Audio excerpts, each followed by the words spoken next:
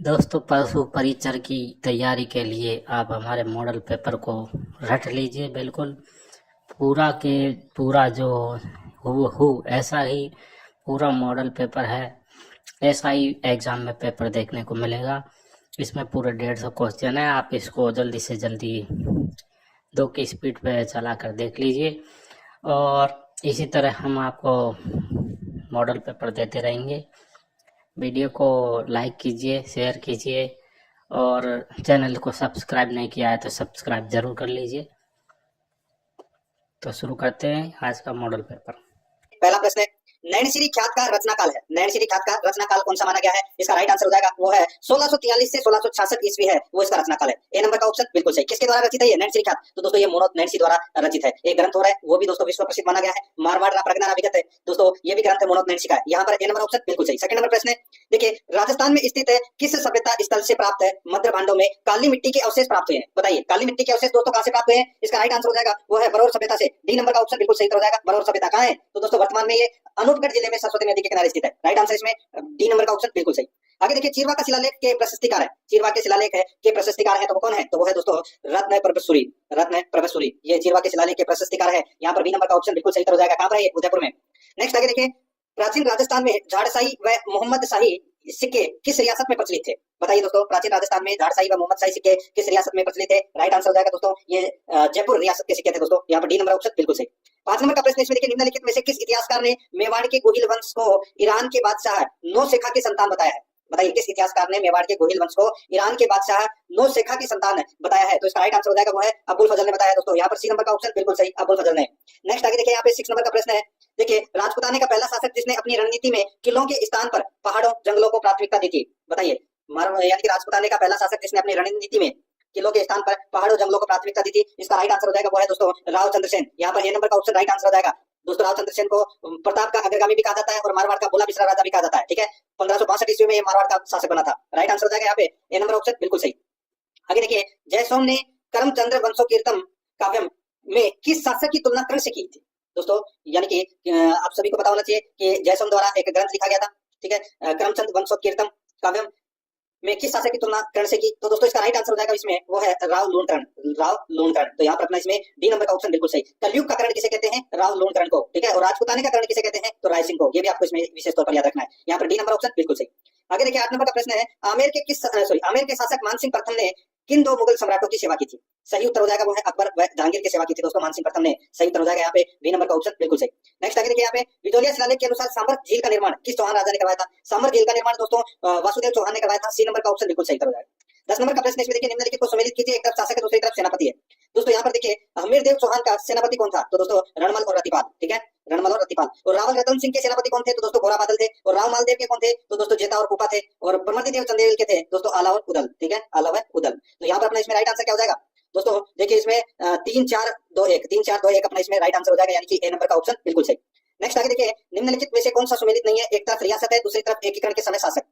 बताइए जयपुर रियासत के एकीकरण के समय शासक कौन थे? तो दोस्तों वो थे महाराजा मानसिंह। महाराजा मानसिंह थे दोस्तों। तो यहाँ पर दोस्तों देखिए सवाई प्रताप सिंह है वो इसमें गलत दे रखा है, तो अपना पहला ही अपना राइट आंसर हो जाएगा क्योंकि पहला ही सुमेलित नहीं है। धौलपुर रियासत के थे दोस्तों महाराजा उदयभान सिंह, और बीकानेर के थे दोस्तों महाराजा शार्दुल सिंह, और उदयपुर के थे महाराणा गोपाल सिंह। ये एकीकरण के समय शासक थे। यहाँ पे सवाई प्रताप सिंह इसमें गलत दे रखा है, इसकी जगह क्या आना चाहिए था? तो दोस्तों महाराजा मान सिंह आना चाहिए था। यहाँ पर ए नंबर का ऑप्शन बिल्कुल सही। आगे देखिए 12 नंबर का प्रश्न है, राजस्थान की मध्यकालीन प्रशासनिक एवं राजस्व व्यवस्था के अंतर्गत पट्टा रेख से क्या तात्पर्य है? दोस्तों पट्टा रेख से क्या तात्पर्य है? तो दोस्तों पट्टा रेख किसको बोलते हैं? तो दोस्तों जागीर की अनुमानित वार्षिक आय को पट्टा रेख कहा जाता है। यहाँ पर डी नंबर का ऑप्शन राइट आंसर हो जाएगा।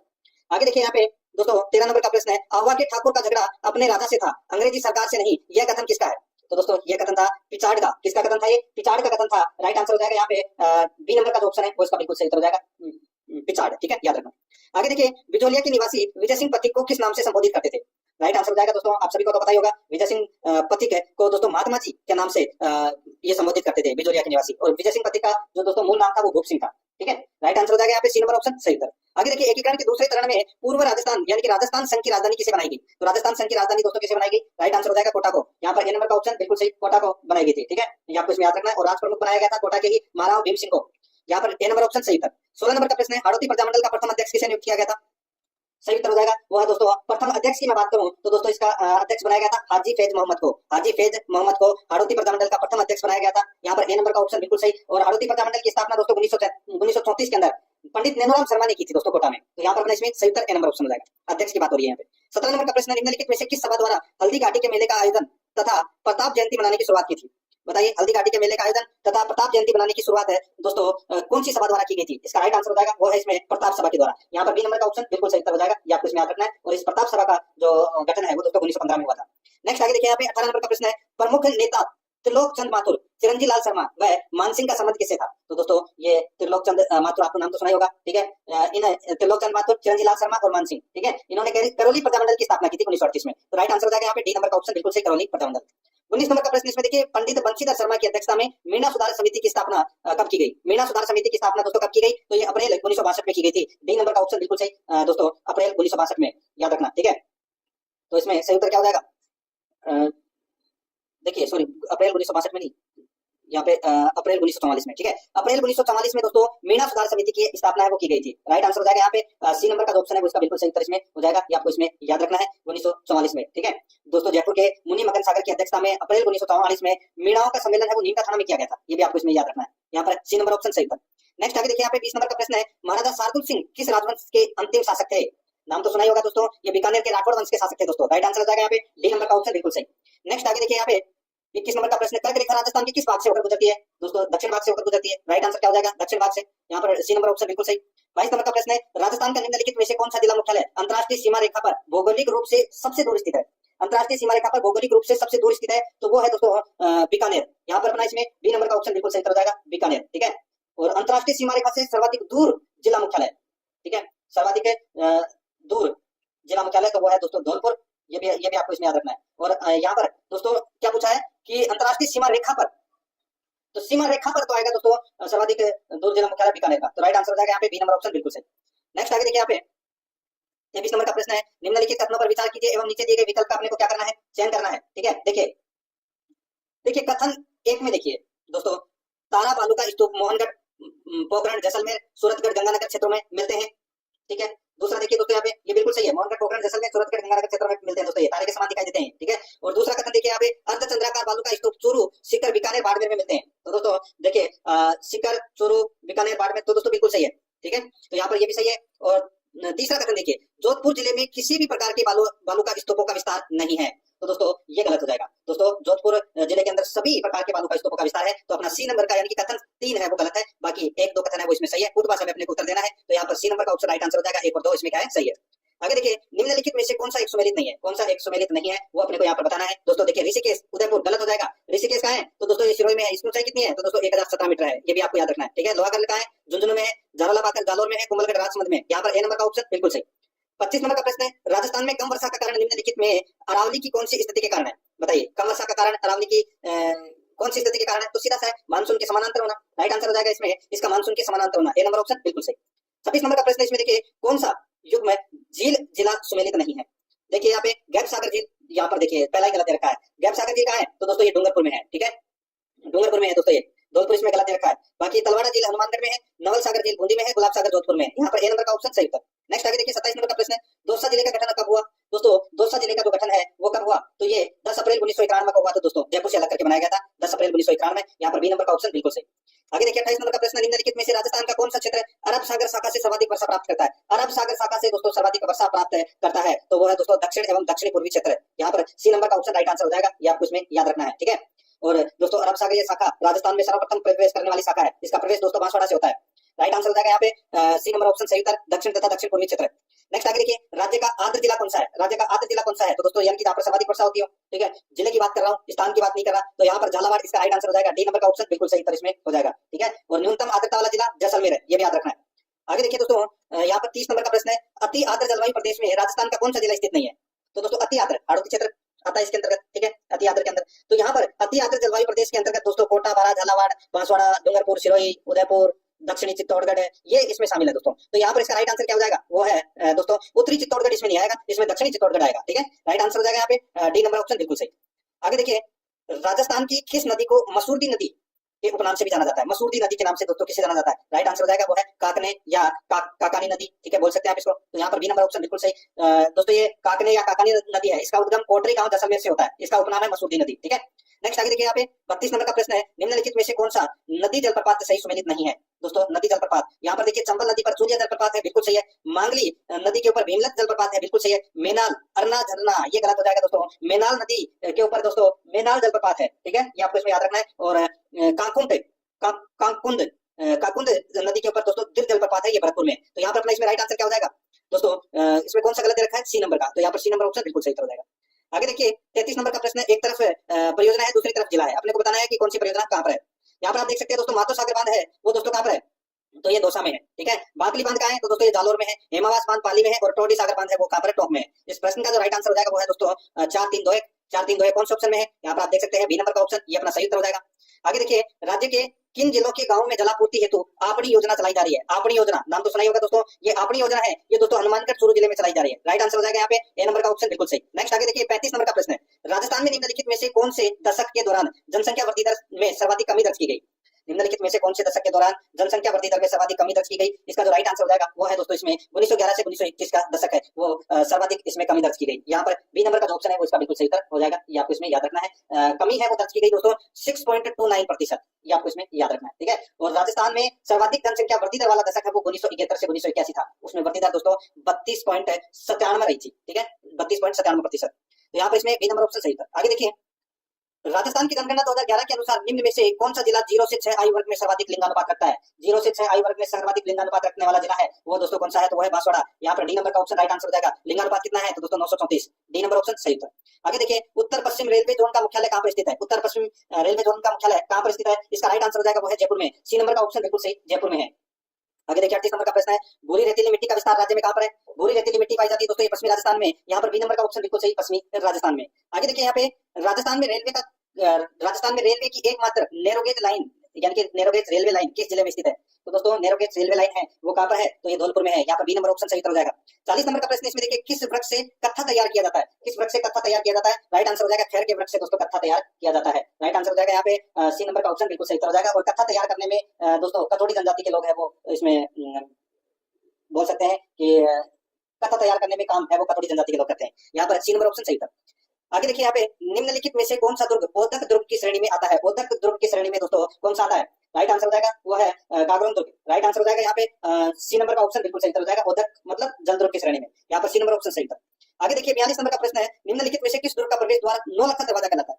किस दुर्ग का प्रवेश द्वार 9 लखा दरवाजा कहलाता है? राइट आंसर हो जाएगा वो है रणथंभौर दुर्ग का दरवाजा, ठीक है, यानी कि रणथंभौर दुर्ग का प्रवेश द्वार 9 लखा दरवाजा है, यहाँ पर ए नंबर ऑप्शन सही था।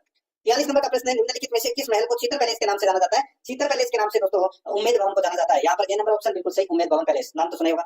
आगे देखिए निम्न में से पटुआ की हवेली कहाँ स्थित है? सभी को पता होगा दोस्तों पटुआ की हवेली जैसलमेर में है, बी नंबर ऑप्शन सही था। नेक्स्ट आगे देखिए बंडदेवरा मंदिर कहाँ पर स्थित है? दोस्तों बंडदेवरा मंदिर है ये रामगढ़ बारा में है, रामगढ़ बारा में बंडदेवरा शिव मंदिर है, ठीक है, ये नंबर ऑप्शन सही था।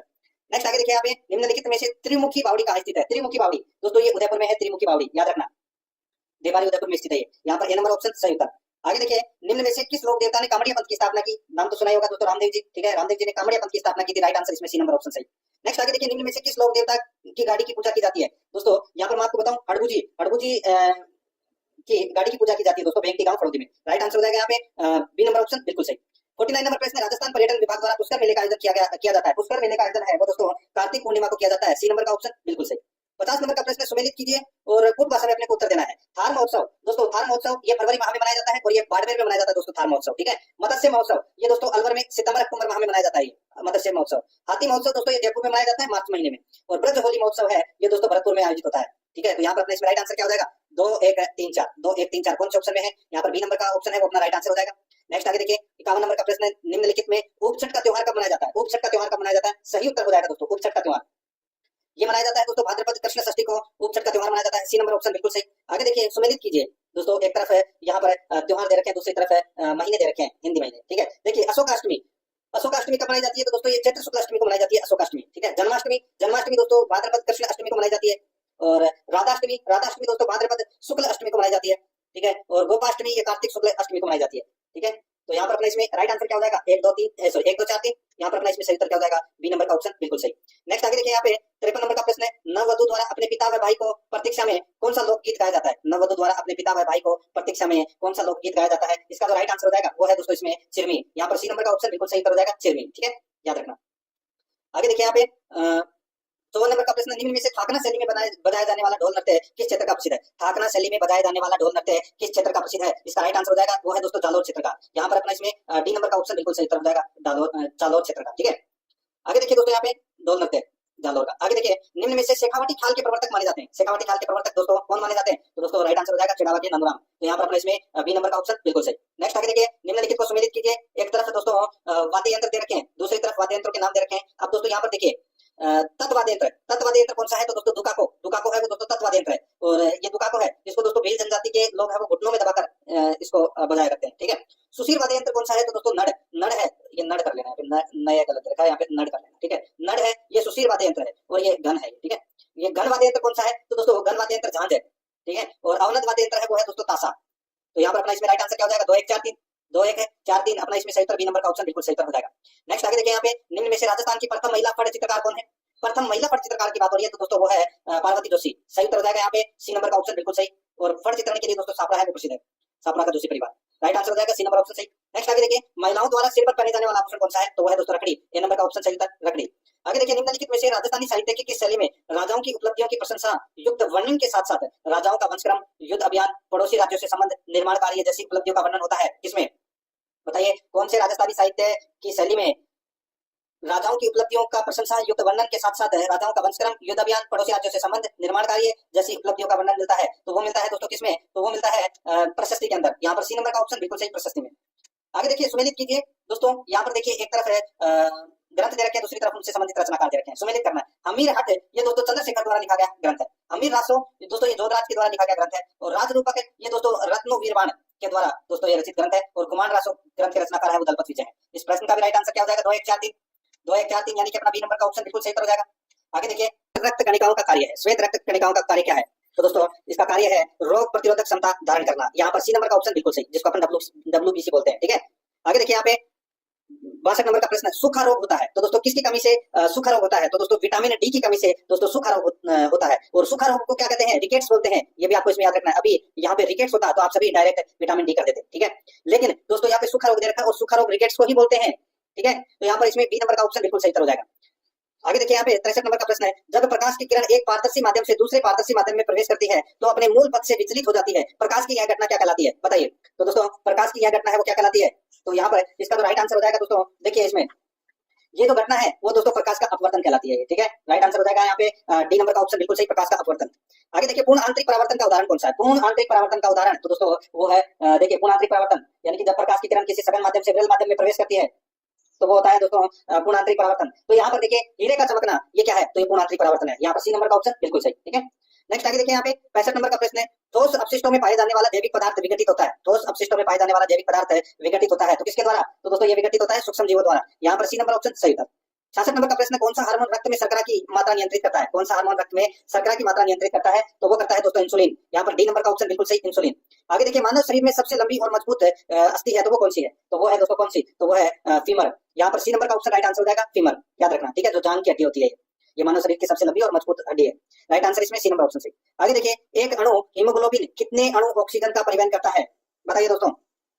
दोस्तों एक अणु हीमोग्लोबिन कितने अणु ऑक्सीजन का परिवहन करता है, इसका राइट आंसर हो जाएगा वो है दोस्तों चार दोस्तों अणु ऑक्सीजन का परिवहन करता है, ठीक है। तो यहाँ पर देखिए 4 ऑप्शन, देखिए ये ऑप्शन इसमें गलत दे रखा है तो 4 कर लेना यहाँ पे, ठीक है। ये इसके ऑप्शन दोस्तों नीचे दे दिए तो इसके ऑप्शन आप ये मान लीजिए। यहाँ पर डी नंबर का ऑप्शन राइट आंसर हो जाएगा, 4 अणु ऑक्सीजन का परिवहन करता है, ठीक है, याद रखना। और ये जो देखिए लार में उपस्थित एंजाइम है, 70 नंबर का प्रश्न है, लार में उपस्थित एंजाइम है तो ये इसके ऑप्शन दोस्तों यहाँ पर ये कर लेना ऊपर वाले, ठीक है। लार में उपस्थित एंजाइम कौन सा होता है, तो इसका राइट आंसर हो जाएगा दोस्तों वो है टाइलिन। टाइलिन है ये लार में उपस्थित एंजाइम है। यहाँ पर सी नंबर का ऑप्शन राइट आंसर हो जाएगा, याद रखना, ठीक है। आगे देखिए, यहाँ पे 71 नंबर का प्रश्न है, मानव शरीर में रक्त के शुद्धिकरण से संबंधित है, बताइए। तो दोस्तों रक्त का शुद्धिकरण कहाँ होता है, इसका राइट आंसर हो जाएगा वो है दोस्तों वक्र में, ठीक है, वक्र में। तो यहाँ पर इसमें राइट आंसर बी नंबर का ऑप्शन बिल्कुल सही, वक्र में, ठीक है, वक्र। नेक्स्ट आगे देखिए दोस्तों, यहाँ पे किस प्रकार के परिवर्तन में नए पदार्थ का निर्माण होता है। किस प्रकार के पदार्थ में दोस्तों नए पदार्थ का निर्माण होता है, तो इसका राइट आंसर हो जाएगा वो है दोस्तों रासायनिक परिवर्तन में। नए पदार्थ बनता है रासायनिक परिवर्तन में। यहाँ पर इसमें बी नंबर का ऑप्शन बिल्कुल सही। आगे देखिए यहाँ पे 72 नंबर का प्रश्न है, किस रोग के इलाज में कीमोथेरेपी का उपयोग किया जाता है? कीमोथेरेपी का उपयोग है वो दोस्तों कैंसर के इलाज के लिए किया जाता है। राइट आंसर हो जाएगा यहाँ पे सी नंबर ऑप्शन सही। नेक्स्ट आगे देखिए, सुजाक रोग का कारक है, सुजाक रोग का कारक क्या है दोस्तों? इसका राइट आंसर हो जाएगा वो है देखिए नाइसेरिया गोनोरियाई नामक बैक्टीरिया है दोस्तों, नाइसेरिया गोनोरियाई नामक बैक्टीरिया सुजाक रोग का कारक है। यहाँ पर बी नंबर ऑप्शन सही था। आगे देखिए, धातु ऑक्साइड की प्रकृति होती है, धातु ऑक्साइड की प्रकृति कैसी होती है? तो दोस्तों ये सारी होती है। यहाँ पर बी नंबर ऑप्शन सही तक सारी है। आगे देखिए, पृथ्वी की परपट्टी में प्रचुर मात्रा में पाई जाने वाली धातु है, पृथ्वी की परपट्टी में प्रचुर मात्रा में पाई जाने वाली धातु है तो वो कौन सी है? तो वो है दोस्तों एल्यूमिनियम। यहाँ पर ए नंबर का जो ऑप्शन है वो इसका बिल्कुल सही एल्यूमिनियम। ठीक है, ये आपको इसमें याद रखना है। फिर भी दोस्तों प्रकृति में ये मुक्त अवस्था में नहीं पाई जाती। राइट आंसर हो जाएगा यहाँ पे ए नंबर ऑप्शन सही तक।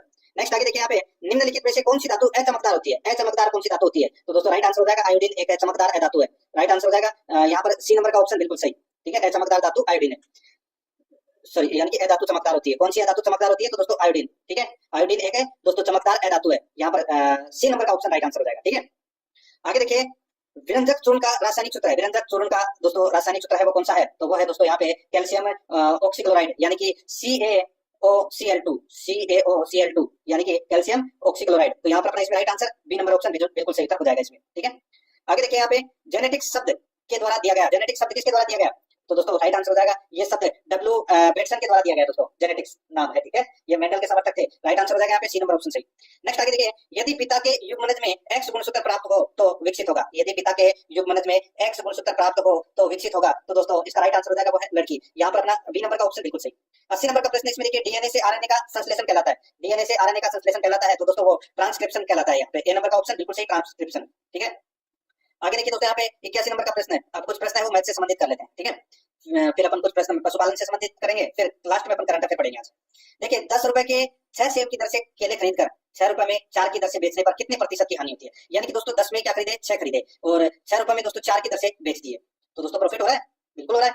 ठीक है, तो दोस्तों यहाँ पर आप देख सकते हैं कि भाई 10 रुपए के 6 की दर से केले खरीदे यानी कि 6 में 6 केले 10 रुपए के हो गए। ठीक है, तो एक केला कितने का हो गया? तो दोस्तों यहाँ पे 10/6 लिख सकते हैं। ठीक है, और देखिए दोस्तों, यहाँ पे 6 रुपए में 4 की दर से बेचे तो इसको अपन 6/4 लिख सकते हैं। ठीक है, तो सीधा सा है दोस्तों, यहाँ पे cost price minus selling price बटे कॉस्ट प्राइस इंटू 100। तो यहाँ पर दोस्तों इसको आप ऐसे कैसे लिख सकते हैं? जैसे कि मैं आप यहाँ पे बताऊं तो दोस्तों देखिए, 10/6 माइनस 6/4 बटे कॉस्ट प्राइस कितनी है? तो दोस्तों 6/4 सॉरी कॉस्ट प्राइस है दोस्तों यहाँ पे 10/6, तो इसको आप यहाँ पे नीचे 10/6 लिख लीजिए। ठीक है, 10/6 इंटू 100 कर लीजिए, बस आपको कुछ नहीं करना। तो यहाँ पर इसका राइट आंसर आ जाएगा 10%। तो यहाँ पर दोस्तों सी नंबर का ऑप्शन बिल्कुल सही हो जाएगा इसमें। आगे देखिए, यहाँ पे 600 साधारण ब्याज की दर से 4 वर्ष में 720 हो जाता है, यानी कि एक का 30 रुपए हो गया। ठीक है, 4 वर्ष में साधारण ब्याज की दर से, ठीक है, 1 साल का कितना हो गया? 30 हो गया। यदि ब्याज की दर 2% बढ़ा दी जाए तो यह दर कितना होगा? दोस्तों सीधा सा है भाई, 600 का आप 30 रुपए है वो दोस्तों 1 साल का ब्याज हो रहा है, तो कितने रुपए हो गए? यानी कि कितनी दर हो गई? तो दोस्तों ये 5% दर हो गई यहाँ पे। तो ठीक है, अब ये कह रहा है कि दर है वो 2% और बढ़ा दी जाए तो दोस्तों कितनी दर हो जाएगी? 7%। ठीक है, और 600 का आप 7% निकाल लीजिए तो कितना हो जाएगा? तो दोस्तों ये हो जाएगा 42 रुपए, और 42 इंटू 4 कर लीजिए दोस्तों कितना हो जाएगा? तो 168 है वो इसमें जोड़ दीजिए तो कितना हो जाएगा? 600 में 168 जोड़ोगे तो कितना हो जाएगा? तो 768। तो यहाँ पर ए नंबर का ऑप्शन बिल्कुल सही। नेक्स्ट आगे देखिए, यहाँ पे भिन्न दे रखी है दोस्तों 3/4, 9/10 और 15/16 के व्युत्क्रमों का महत्तम समापवर्तक यानी कि HCF कितना है? HCF कितना है? तो यहाँ पर देखिए दोस्तों, इसका व्युत्क्रम अपन निकालेंगे तो दोस्तों क्या हो जाएगा? ये उल्टा हो जाएगा। तो इसको अपन ऐसे लिख सकते हैं दोस्तों 4/3 और 10/9 और 15/16। ठीक है, ये इसका व्युत्क्रम हो जाएगा।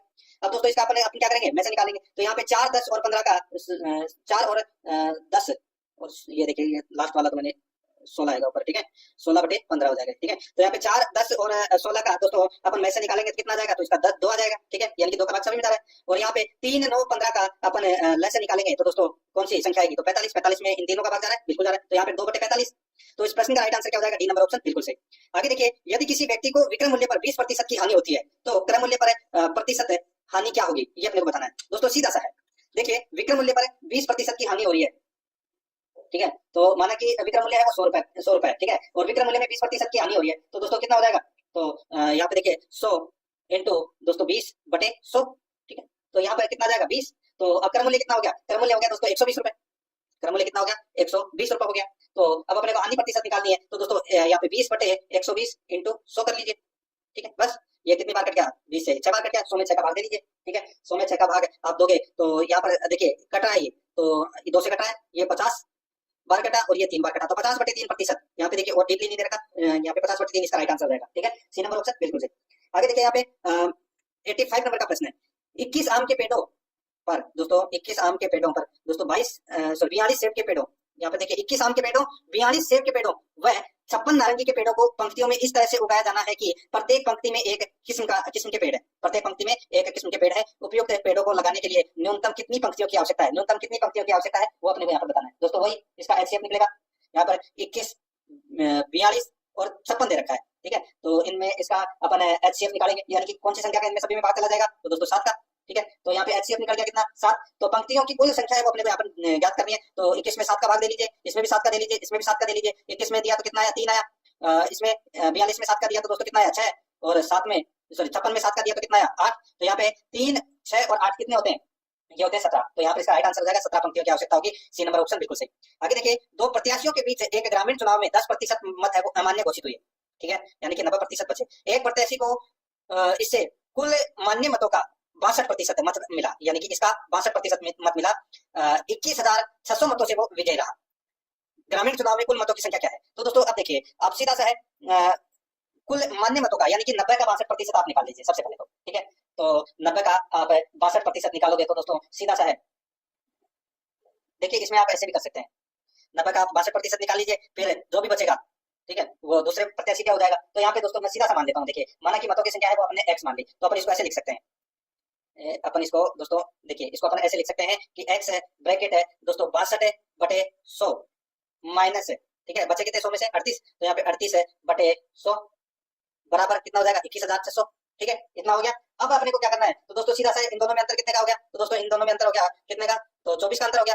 तो यहाँ पर सीधा सा है x बराबर क्या हो जाएगा दोस्तों, 21,600 इंटू 21,600 इंटू 24, सॉरी 21,600 इंटू 100/24, बस आपका राइट आंसर निकल कर आ जाएगा। कितना राइट आंसर नहीं आएगा, कितना आ जाएगा, तो दोस्तों ये 90,000 आ जाएगा। ठीक है, कितना आ जाएगा, 90,000। अब दोस्तों कुल मतों की संख्या अपने को यहाँ पर ज्ञात करनी है, ये 90,000 है, ये 90% है, तो 100% कितना होगा, तो दोस्तों 1 लाख होगा। तो यहाँ पर इसमें इसका राइट आंसर हो जाएगा 1 लाख। कुल मतों की संख्या पूछा है, तो यहाँ पर D number option right answer हो जाएगा।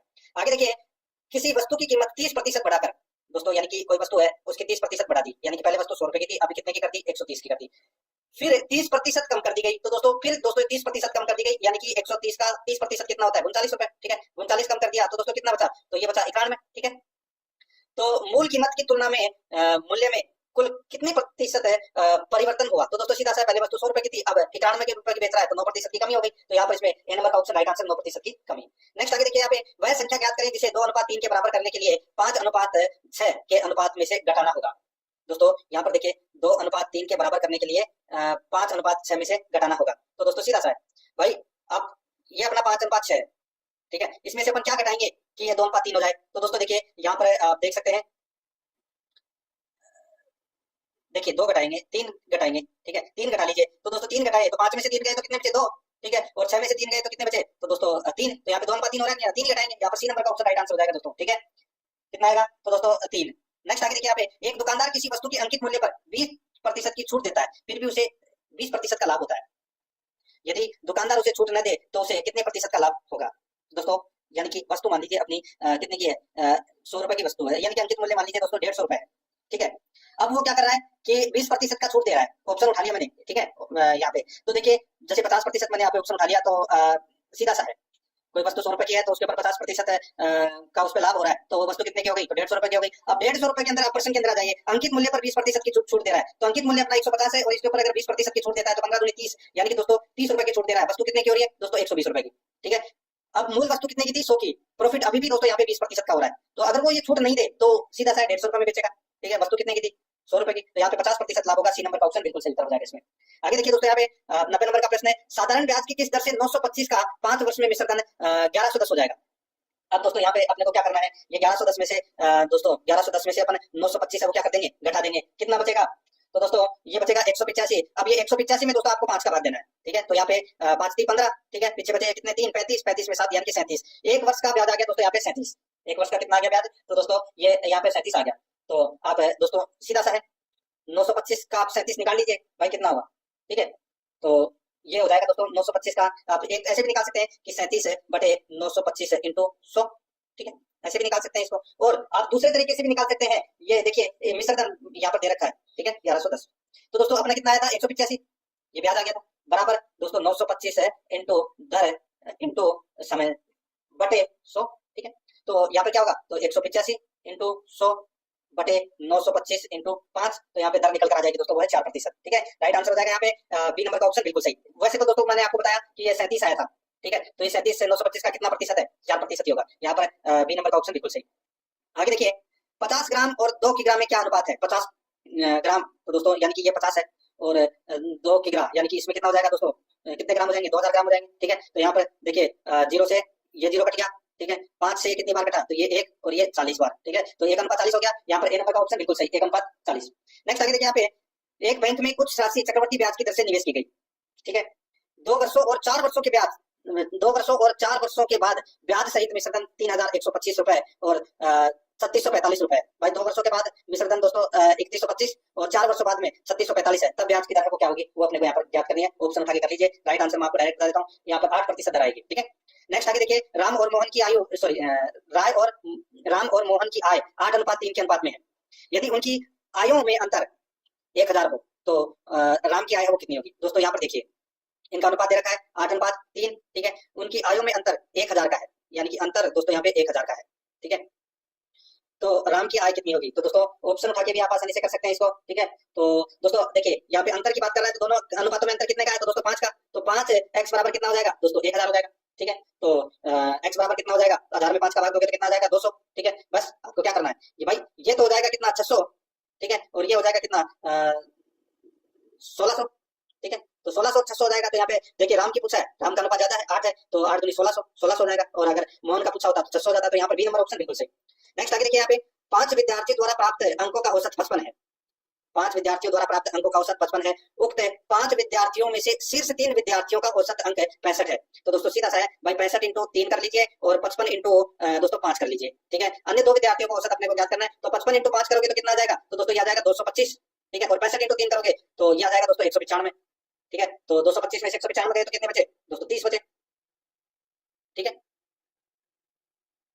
सॉरी 255 इंटू 5 करोगे तो 250 हो गए, 275 हो गए, ठीक है, 275। अब 275 में से दोस्तों 95 गए तो कितने बचे 195, तो ये बचे 80, ठीक है। अब ये 80 2 विद्यार्थियों के अंक है, तो औसत अंक क्या जाएगा, तो सीधा सा 80 में 2 का भाग दे लीजिए, कितना आएगा 40, तो यहाँ पर सी नंबर ऑप्शन बिल्कुल सही। आगे देखिए 2 संख्याओं का महत्तम समापवर्तक और लघुत्तम समापवर्तक क्रमशः 8 और 1728 है, ठीक है, 1728 है। तदनुसार ऐसे अंकों के कुल कितने युग्म है, तो दोस्तों सीधा सा कितने युग्म है वो अपने को यहाँ पर बताना है। दोस्तों देखिए यहाँ पे अपन सीधा सा 8 को 1728 से मल्टीप्लाई कर लेंगे, ठीक है, तो आप ऐसे भी निकाल सकते हैं, एक तो हो जाएगा 216 और एक हो जाएगा 127 और 8, 2 युग्म बनेंगे दोस्तों इसमें, ठीक है। यहाँ पर ए नंबर ऑप्शन बिल्कुल सही। अब अपन कुछ प्रश्न है वो दोस्तों पशुपालन से संबंधित प्रश्न पढ़ लेते हैं। देखिए यहाँ पे बाह्य निषेचन वाले जंतुओं में भ्रूण का विकास कहाँ होता है, तो दोस्तों भ्रूण का विकास कहाँ होता है, तो ये शरीर के बाहर होता है दोस्तों, ठीक है। राइट आंसर हो जाएगा सी नंबर का ऑप्शन बिल्कुल सही हो जाएगा। नेक्स्ट आगे देखिए यहाँ पे वृषण का तापमान शरीर के तापमान से कितने डिग्री फ़ारेनहाइट तक कम रखते हैं ताकि अनुकूल वातावरण में शुक्राणु का उत्पादन हो सके, बताइए दोस्तों। वृषण का तापमान शरीर के तापमान से कितने डिग्री फ़ारेनहाइट तक कम रखते हैं ताकि अनुकूल वातावरण में शुक्राणु का उत्पादन हो सके। इसका राइट आंसर हो जाएगा वो है 5 डिग्री से 60 डिग्री फ़ारेनहाइट। यहाँ पर बी नंबर का ऑप्शन बिल्कुल सही। आगे देखिए यहाँ पे शुक्राणु का निर्माण किसमें होता है, शुक्राणु का निर्माण किसमें होता है, तो दोस्तों ये वृषण में होता है शुक्राणु का निर्माण। यहाँ पर डी नंबर का ऑप्शन बिल्कुल सही हो जाएगा। आगे देखिए 99 नंबर प्रश्न है, पक्षियों में यानी कि मुर्गी में निषेचन की प्रक्रिया अंडवाहिनी के किस भाग में होती है। पक्षियों में निषेचन की प्रक्रिया अंडवाहिनी के किस भाग में होती है। इसका राइट आंसर हो जाएगा वो है दोस्तों इनफंडिबुलम। यहाँ पर सी नंबर का ऑप्शन राइट आंसर हो जाएगा इनफंडिबुलम। नेक्स्ट आगे देखिए 100 नंबर का प्रश्न है, विदेशी गोवंश में वयस्कता या यौवनावस्था की आयु होती है। विदेशी गोवंश में वयस्कता या यौवनावस्था की आयु होती है। इसका राइट आंसर हो जाएगा वो है दोस्तों 18 से 24 माह है। यहाँ पर बी नंबर का ऑप्शन बिल्कुल सही हो जाएगा। नेक्स्ट आगे देखिए यहाँ पे 2 मध्यकालों के बीच शारीरिक व क्रियात्मक प्रक्रिया को क्या कहते हैं, उसको कहते हैं दोस्तों मध्य चक्र। बी नंबर ऑप्शन बिल्कुल सही, मध्य चक्र। आगे देखिए बेड में गर्भकाल लगभग कितने दिन का होता है। बेड में गर्भकाल दोस्तों 147 से 150 दिन का होता है। यहाँ पर बी नंबर ऑप्शन बिल्कुल सही। आगे देखिए बकरी में ब्याने की क्रिया को क्या कहते हैं। बकरी में ब्याने की क्रिया को दोस्तों ब्रीडिंग बोलते हैं, ठीक है। राइट आंसर इसमें सी नंबर ऑप्शन। नेक्स्ट आगे देखिए उस एंजाइम का नाम बताइए जिसका उपयोग प्रोटीन को पेप्टाइड के रूपांतरित करने के लिए किया जाता है। उस एंजाइम का नाम बताइए जिसका उपयोग प्रोटीन को पेप्टाइड में रूपांतरित करने के लिए किया जाता है। इसका जो राइट आंसर हो जाएगा वो है दोस्तों पेप्सिन। यहाँ पर बी नंबर ऑप्शन बिल्कुल सही, पेप्सिन। आगे देखिए किस प्रकार के दांत है भोजन को चीरने व फाड़ने हेतु उपयोग में आते हैं। राइट आंसर हो जाएगा रत्नक। इसका राइट आंसर हो जाएगा, ठीक है। देखिए पशुओं में और मानव में 4 प्रकार के दांत पाए जाते हैं। एक है कृतनक, एक है रत्नक और एक है अग्रचर्वणक और एक है चर्वणक। तो यहाँ पर अपने इसमें right answer B number option से। आगे देखिए पशु शरीर की एकमात्र ग्रंथि जो एक्सोक्राइन व एंडोक्राइन दोनों प्रकार की होती है, तो वो होती है दोस्तों अग्नाशय। यहाँ पर बी नंबर ऑप्शन बिल्कुल सही, अग्नाशय। आगे देखिए सांस लेना एक है, सांस लेना एक है, क्या है? तो दोस्तों एक भौतिक क्रिया है सांस लेना। यहाँ पर बी नंबर ऑप्शन बिल्कुल सही। आगे देखिए 108 नंबर का प्रश्न है, ऑक्सीसंश्लेषण में होने वाली ग्लाइकोलिसिस की प्रक्रिया कहाँ पर संपन्न होती है? ऑक्सीसंश्लेषण में होने वाली ग्लाइकोलिसिस की प्रक्रिया कहाँ पर संपन्न होती है? इसका राइट आंसर हो जाएगा कोशिका द्रव्य में। यहाँ पर ए नंबर का ऑप्शन बिल्कुल सही उत्तर हो जाएगा। आगे देखिए 109 नंबर का प्रश्न है, निम्नलिखित को सुमेलित कीजिए। एक तरफ क्षेत्र के आधार पर रोग है, दूसरी तरफ रोग के उदाहरण है। ठीक है दोस्तों, यहाँ पर देखिए विकिरण रोग का उदाहरण कौन सा है दोस्तों? दोस्तों विकिरण रोग का उदाहरण तो दोस्तों जैसे कि रेबीज है, कान दर्द है, पेट दर्द है, तो यहाँ पे रेबीज दे रखा है। ठीक है, और एंटीक रोग दोस्तों, एंटीक रोग, ठीक है, एंटीक रोग होता है दोस्तों कौन सा रोग? तो यहाँ पे एंथ्रेक्स दे रखा है ना, ये एंटीक रोग का उदाहरण है। और यानी कि एंटीक रोग का उदाहरण एंथ्रेक्स है। और एपिडेमिक रोग का उदाहरण है वो कौन सा है दोस्तों? वो है इसमें खुरपका, मुहरपका। और पेंडेमिक रोग का उदाहरण है दोस्तों वो है बर्ड फ्लू। तो यहाँ पर अपना इसमें राइट आंसर क्या हो जाएगा? 2 1 4 3, 2 1 4 3 अपना इसमें सही उत्तर, यानी कि बी नंबर ऑप्शन बिल्कुल सही। आगे देखिए किस बीमारी में मादा पशु के धन नहीं है, थन है। ठीक है, तो यहाँ पर देखिए थन है ये। किस बीमारी में मादा पशु के थन व अंडर में कठोर सूजन आ जाती है, बताइए? तो दोस्तों यहाँ पर इसका राइट आंसर हो जाएगा वो है थेनेला रोग में। और थेनेला रोग को इंग्लिश में क्या कहते हैं? मेस्टाइटिस बोलते हैं, मेस्टाइटिस। ठीक है, यहाँ पर ए नंबर ऑप्शन बिल्कुल सही। आगे देखिए निम्नलिखित में से कौन सा रोग मुर्गियों में श्वसन तंत्र पर अत्यधिक प्रभाव डालता है? तो वो सभी को पता होगा दोस्तों, रानीखेत। यहाँ पर इसका right answer B number option सही, रानीखेत। आगे देखिए पशुओं में पेचिश का मुख्य कारण है, पेचिश का मुख्य कारण क्या है? तो वो है प्रोटोजोआ। यहाँ पर ए नंबर ऑप्शन बिल्कुल सही, प्रोटोजोआ। आगे देखिए किस रोग का जीवाणु मिट्टी में कई वर्षों तक सुरक्षा कवच बनाकर जीवित रहता है, जिससे इसे मिट्टी जनित रोग भी कहा जाता है? किस रोग का जीवाणु मिट्टी में कई वर्षों तक सुरक्षा कवच बनाकर जीवित रहता है, जिससे इसे मिट्टी जनित रोग भी कहा जाता है? इसका राइट आंसर हो जाएगा वो है दोस्तों यहाँ पे एंथ्रेक्स। यहाँ पर डी नंबर का ऑप्शन बिल्कुल सही, एंथ्रेक्स। आगे देखिए गुज्जर और गद्दी चरवाहे किस पर्वतीय इलाके में रहते हैं? तो दोस्तों इसका राइट आंसर हो जाएगा वो है हिमालय की पहाड़ियों में रहते हैं दोस्तों ये। यहाँ पर इसमें ए नंबर का ऑप्शन बिल्कुल सही। नेक्स्ट आगे देखिए यहाँ पे अक्टूबर के बाद राय का समुदाय अपने गांवों को क्यों छोड़ते हैं? क्यों छोड़ते हैं? क्योंकि नए चरवाहों की तलाश में छोड़ते हैं दोस्तों। ठीक है, बी नंबर ऑप्शन सही। तो आगे देखिए नाइट्रस ऑक्साइड के प्रयोग का उद्देश्य क्या है? नाइट्रस ऑक्साइड के प्रयोग का उद्देश्य क्या है? इसका राइट आंसर हो जाएगा वो है दोस्तों पशुओं के बेहोश करने हेतु इसका प्रयोग करते हैं। ए नंबर ऑप्शन सही था। नेक्स्ट आगे देखिए सरिस्का को वन्यजीव अभयारण्य का घोषित किया गया, ये घोषित किया गया दोस्तों 1955 में। यहाँ पर डी नंबर ऑप्शन बिल्कुल सही। आगे देखिए मुर्गी के अंडे का औसत भार होता है, तो दोस्तों वो होता है 58 ग्राम औसत भार होता है दोस्तों। राइट आंसर हो जाएगा यहाँ पे बी नंबर ऑप्शन सही था। आगे देखिए निम्नलिखित में से कौन सा बायोस्फीयर रिजर्व नहीं है? बायोस्फीयर रिजर्व कौन सा नहीं है? भारत में 18 बायोस्फीयर रिजर्व है। इसमें दोस्तों पंचमढ़ी है, मानस है, पन्ना है, लेकिन नामदफा नहीं है। यहाँ पर अपना इसमें सही उत्तर क्या हो जाएगा? डी नंबर ऑप्शन बिल्कुल सही। आगे देखिए गाय के दूध में किस पोषक तत्व की प्रतिशत सबसे अधिक है? गाय में किस पोषक तत्व की प्रतिशतता सबसे अधिक है? इसका राइट आंसर हो जाएगा वो है जल। यहाँ पर डी नंबर का ऑप्शन बिल्कुल सही। जल की मात्रा दोस्तों लगभग 90% होती है गाय के दूध में। आगे देखिए गाय के दूध में वसा का प्रतिशत क्या होता है? वसा का प्रतिशत होता है दोस्तों 3.5%।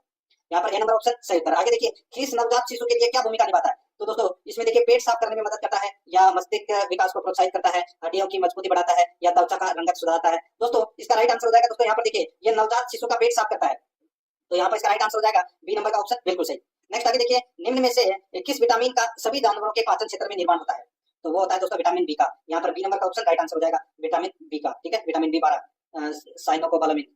आगे देखिए बंद आवास प्रणाली में काउसेड के प्रकारों में से एक है, बताइए बंद आवास प्रणाली में काउसेड के प्रकारों में से एक है, तो क्या है वो? दोस्तों इसका राइट आंसर हो जाएगा वो है एकल पंक्ति प्रणाली। यहाँ पर ए नंबर ऑप्शन बिल्कुल सही हो जाएगा। नेक्स्ट आगे देखिए मुर्गी की असील नस्ल कहाँ से उत्पन्न मानी जाती है? दोस्तों राइट आंसर हो जाएगा ये भारतीय नस्ल है, और दोस्तों आंध्र प्रदेश और छत्तीसगढ़ इसका उत्पत्ति स्थान माना जाता है। राइट आंसर हो जाएगा यहाँ पे डी नंबर ऑप्शन सही था। आगे देखिए एक वयस्क सांड को अपने रहने के लिए कितने वर्ग फीट ढका हुआ क्षेत्र की आवश्यकता होती है? तो दोस्तों इसका सही उत्तर हो जाएगा वो है 120 से 140 वर्ग फुट है। यहाँ पर बी नंबर ऑप्शन बिल्कुल सही उत्तर हो जाएगा। नेक्स्ट आगे देखिए यहाँ पे एक बकरी को लगभग कितनी जगह की आवश्यकता होती है? एक बकरी को लगभग कितनी जगह की आवश्यकता होती है? तो दोस्तों 0.9 से 1 वर्ग मीटर की आवश्यकता होती है दोस्तों। राइट आंसर हो जाएगा यहाँ पे ए नंबर ऑप्शन सही था। नेक्स्ट आगे देखिए यहाँ पे निम्नलिखित को सुमेलित कीजिए। सूची फर्स्ट को सूची सेकंड से यहाँ पे सुमेलित करना है। ठीक है, बकरी के बच्चे को क्या कहते हैं? दोस्तों बकरी के बच्चे को किड कहते हैं। क्या बोलते हैं? किड। और गाय के बच्चे को दोस्तों कोफ कहते हैं, कोफ गाय के बच्चे को। ठीक है, और सूअर का जो बच्चा है उसको बोलते हैं दोस्तों पिगलेट बोलते हैं सूअर के बच्चे को, और घोड़ी के बच्चे को दोस्तों बोलते हैं फोल। तो यहाँ पर अपना इसमें राइट आंसर क्या हो जाएगा दोस्तों? देखिए वैसे तो इसमें हो जाएगा 2 3 1 सॉरी 2 3 4 1, और वैसे हो जाएगा दोस्तों अगर एबीसीडी में ऑप्शन दे रखे हैं तो यहाँ पर डी एबीसी हो जाएगा। ठीक है, तो यहाँ पर क्या दे रखा है? देखिए ऑप्शन में दे रखा है यहाँ पे, तो इसका राइट आंसर क्या हो जाएगा? वो हो जाएगा दोस्तों 2 3 4 1, यानी कि बी नंबर का ऑप्शन बिल्कुल सही हो जाएगा इसमें। ठीक है, आगे देखिए राजस्थान में अजमेर, भीलवाड़ा व उदयपुर में गाय की कौन सी नस्ल निवास करती है? राइट आंसर हो जाएगा वो है गिर गाय। यहाँ पर डी नंबर ऑप्शन बिल्कुल सही, गिर गाय। आगे देखिए गोवंश को उपचार हेतु जमीन पर गिराने की सर्वश्रेष्ठ विधि कौन सी है? तो वो विधि है दोस्तों रिफ्यूज। यहाँ पर ए नंबर ऑप्शन बिल्कुल सही, रिफ्यूज। आगे देखिए खेलो इंडिया यूथ गेम्स में राजस्थान ने कुल कितने पदक जीते हैं? तो कुल कितने पदक जीते हैं? तो दोस्तों 47 पदक जीते हैं। राइट आंसर हो जाएगा यहाँ पे बी नंबर ऑप्शन सही, 47 पदक। आगे देखिए केके बिरला फाउंडेशन द्वारा 33वां सरस्वती पुरस्कार किसे प्रदान किया गया? दोस्तों ये पुरस्कार प्रदान किया गया 33वां दोस्तों केके बिरला फाउंडेशन द्वारा सरस्वती पुरस्कार है वो किसे प्रदान किया गया? इसका राइट आंसर हो जाएगा वो है दोस्तों प्रभा वर्मा को। बी नंबर ऑप्शन बिल्कुल सही, प्रभा वर्मा। आगे देखिए राज्य में किस योजना के तहत प्रत्येक जिले में सीसीटीवी कैमरे स्थापित किए जाएंगे? सीसीटीवी कैमरे स्थापित दोस्तों लाडली सुरक्षा योजना में किए जाएंगे। यहाँ पर बी नंबर का ऑप्शन बिल्कुल सही हो जाएगा। नेक्स्ट आगे देखिए यहाँ पे थाईलैंड के पटाया में आयोजित पैरा बैडमिंटन विश्व चैंपियनशिप में राज्य के किस खिलाड़ी ने स्वर्ण पदक जीता है? तो ये जीता है दोस्तों कृष्णा नागर ने। यहाँ पर बी नंबर ऑप्शन सही उत्तर कृष्णा नागर। आगे देखिए भारतीय थल और वायुसेना द्वारा पोखरण फील्ड फायरिंग रेंज में अब तक के सबसे बड़े किस युद्धाभ्यास का आयोजन किया गया? तो राइट आंसर हो जाएगा वो है दोस्तों भारत शक्ति युद्धाभ्यास का आयोजन किया गया। डी नंबर ऑप्शन बिल्कुल सही। आगे देखिए राष्ट्रपति द्रौपदी मुर्मू की बेणेश्वर धाम यात्रा के दौरान लोक कलाकारों ने कौन से नृत्य की प्रस्तुति दी? सही उत्तर हो जाएगा, बताइए कौन से नृत्य की प्रस्तुति दी? तो दोस्तों राइट आंसर हो जाएगा इसमें वो है धांगड़ी नृत्य की प्रस्तुति दी। बी नंबर ऑप्शन सही उत्तर। आगे देखिए मुख्यमंत्री बालिका संबल योजना के तहत दी जाने वाली राशि को 10,000 रुपए से बढ़ाकर कितना किया गया? तो दोस्तों वो 30,000 किया गया। यहाँ पर बी नंबर ऑप्शन सही उत्तर। आगे देखिए राज्य सरकार द्वारा Rajiv Gandhi academic excellence scholarship योजना का नाम बदलकर क्या रखा गया? Rajiv Gandhi academic excellence scholarship योजना का नाम बदलकर क्या रखा गया? तो Swami Vivekananda academic excellence scholarship योजना। यहाँ पर बी नंबर का ऑप्शन बिल्कुल सही हो जाएगा। आगे देखिए राजस्थान सरकार की ओर से कृषि उन्नति योजना, राजस्थान सरकार की ओर से कृषि उन्नति योजना के अंतर्गत आत्मा योजना में राज्य सरकार पर किसानों को कितना इनाम दिया जाएगा? तो कितना इनाम दिया जाएगा? तो दोस्तों 50,000 रुपए का इनाम दिया जाएगा। यहाँ पर बी नंबर का ऑप्शन बिल्कुल सही। आगे देखिए राजस्थान में कहा 100 एकड़ भूमि पर विश्व स्तरीय फिल्म सिटी बनाई जाएगी? तो दोस्तों सही उत्तर हो जाएगा वो है जयपुर में। यहाँ पर बी नंबर ऑप्शन बिल्कुल सही, जयपुर में। आगे देखिए गिग वर्कर्स विधेयक लाने वाला देश का दूसरा राज्य कौन सा है? गिग वर्कर्स विधेयक लाने वाला देश का दूसरा राज्य कौन सा है? इसका राइट आंसर हो जाएगा वो है दोस्तों इसमें कर्नाटक। यहाँ पर डी नंबर का ऑप्शन बिल्कुल सही हो जाएगा। ठीक है, ये आपको इसमें याद रखना है। आगे देखिए दोस्तों ये सामाजिक सुरक्षा और कल्याण विधेयक है दोस्तों। ठीक है, आगे देखिए R21 यानी कि दोस्तों मैट्रिक्स एम मलेरिया वैक्सीन का टीकाकरण शुरू करने वाला पहला अफ्रीकी देश कौन सा है? सही उत्तर हो जाएगा वो है दोस्तों कोटे डी आइवर। ये कोटे डी आइवर है, ये अफ्रीकी देश है दोस्तों पहला। यहाँ पर डी नंबर ऑप्शन बिल्कुल सही, जिसने मलेरिया वैक्सीन का टीकाकरण शुरू किया है। आगे देखिए नीरज चोपड़ा ने पेरिस ओलंपिक 2024 में भाला फेंक स्पर्धा में कौन सा पदक जीता है? तो दोस्तों वो रजत पदक जीता है। बी नंबर ऑप्शन बिल्कुल सही। नेक्स्ट आगे देखिए 55 वर्ष की आयु में माउंट एवरेस्ट फतेह करने वाली सबसे उम्रदार भारतीय महिला कौन है? तो दोस्तों राइट आंसर हो जाएगा वो है ज्योति रात्रे। ये नंबर ऑप्शन बिल्कुल सही, ज्योति रात्रे। आगे देखिए संयुक्त राष्ट्र महिला अधिकार और लैंगिक समानता मंच के 698वें सत्र का अध्यक्ष किसे नियुक्त किया गया है? तो दोस्तों ये नियुक्त किया गया है सऊदी अरब नियुक्त किया गया है दोस्तों। यहाँ पर ए नंबर ऑप्शन बिल्कुल सही। ठीक है, सऊदी अरब को। तो यहाँ पर ए नंबर ऑप्शन सही। आगे देखिए वर्ल्ड प्रेस फ्रीडम इंडेक्स 2024 में भारत को कौन सा स्थान मिला है? तो दोस्तों इसमें 159वां स्थान मिला है। यहाँ पर बी नंबर का ऑप्शन बिल्कुल सही। नेक्स्ट आगे देखिए दिवंगत नृत्यांगना यामिनी कृष्णमूर्ति का संबंध किस नृत्य से है? इसका राइट आंसर हो जाएगा, बताइए कौन सा नृत्य से इसका संबंध है? तो यहाँ पर दोस्तों देखिए इसका राइट आंसर हो जाएगा वो है भरतनाट्यम, कच्चीपुड़ी और ओडिसी, तीनों से है दोस्तों इसका संबंध। राइट आंसर हो जाएगा यहाँ पे डी नंबर ऑप्शन बिल्कुल सही, उपरोक्त सभी। नेक्स्ट आगे देखिए चर्चा में रही पुस्तक है wings to over hopes volume 1 का संबंध किससे है? तो दोस्तों इसका राइट आंसर हो जाएगा इनका संबंध दोस्तों द्रौपदी मुर्मू से है। ठीक है, राइट आंसर हो जाएगा यहाँ पे डी नंबर ऑप्शन बिल्कुल सही। आगे देखिए प्रवासी प्रजाति संरक्षण सम्मेलन CMS को 14 कहाँ आयोजित हुआ? दोस्तों ये आयोजित हुआ उज्बेकिस्तान में। यहाँ पर ए नंबर का ऑप्शन बिल्कुल सही हो जाएगा। आगे देखिए माउंट किलिमंजारो को फतेह करने वाली सबसे कम उम्र की एशियाई कौन है? बताइए दोस्तों इसका राइट आंसर हो जाएगा वो है तेगवीर सिंह। कौन है? तेगवीर सिंह। तो यहाँ पर अपने इसमें राइट आंसर हो जाएगा ए नंबर का जो ऑप्शन है वो इसका बिल्कुल सही उत्तर इसमें तेगवीर सिंह। ठीक है, ये आपको इसमें याद रखना है।